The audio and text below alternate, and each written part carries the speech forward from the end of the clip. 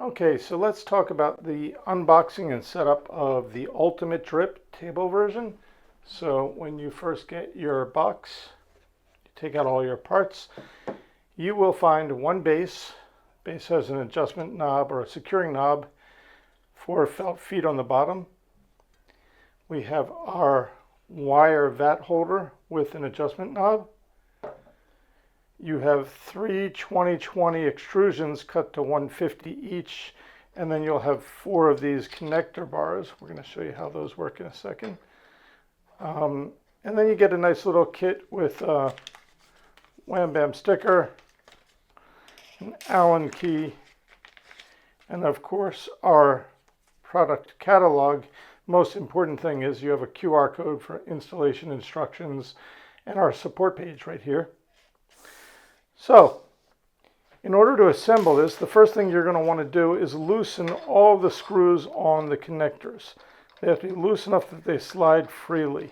You're going to have both sides completely loosened in order to be able to insert the other connector. Pay attention, one of them, oh, there we go. One of them has an end cap on it. That one you want to leave on the end, obviously.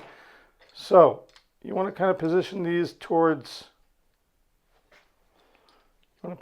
kind of towards the center, and then we insert the other connector into there. So we're going to insert the connector so that your connector is about halfway between the division line on the 20/20 extrusions. Move that out of the way. And then you just want to start by tightening the 2 inner set screws. You don't have to over tighten at this point, we're just securing them. And then I turn it over to do the same thing. Like I said, you can't start tightening until both of them are inserted, or you won't be able to insert the rear one if you tightened one of them before that. Once that has been tightened, you can just go around and tighten all of the screws, and they just have to be finger tight, and they will hold well. You don't have to over tighten. Just make sure all the screws are well tightened down on both sides.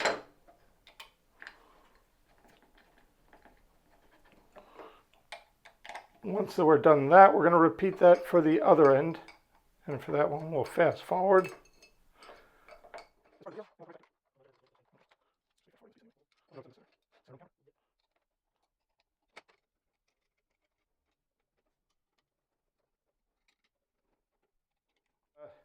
You basically have to decide if you're going to be leaving the connectors on the front. That would allow the vat rack to slide freely.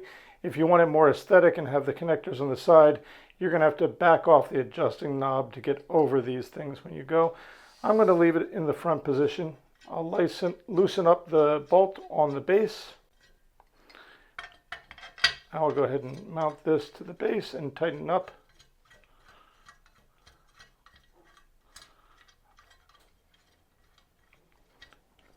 Okay, and then the last step is we loosen the wire rack bolt.